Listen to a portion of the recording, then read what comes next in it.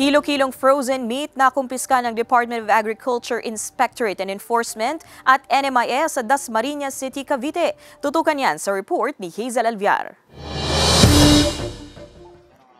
Sako-sakong umano'y pambentang karne ang nakumpiska ng mga otoridad sa isang meat shop sa Dasmariñas City, Cavite. Resulta yan ng sanib-pwersang operasyon ng Department of Agriculture Inspectorate and Enforcement, National Meat Inspection Service o NMIS at ng Philippine Coast Guard kontra hot meat at smuggling. Sa impormasyon, natunto ng operatiba ang tindahan sa isang subdivision sa Langkaan 2 sa nasabing lungsod. Dito sinasabing itinatago at ibinebenta ang mga umano'y mishandled frozen products. 1,000 kilo ng chicken fillet at 20 kilo ng pork liver ang nakumpiska na nagkakahalaga ng mahigit sa 180,000 pesos. Agad na dinala sa NMIS facility ang mga nasamsam na produkto para sa proper disposal. Nagpapatuloy ang investigasyon sa nasa likod ng aktibidad na ito. Bahagi ang isinagawang operasyon batay na rin sa utos si Pangulong Ferdinand Bongbong Marcos Jr. para masawata ang nasa likod ng agricultural smuggling. Hinihikayat ng ahensyang publiko at mamimili na maging mapagmatsyag at isumbong sa kanila ang anumang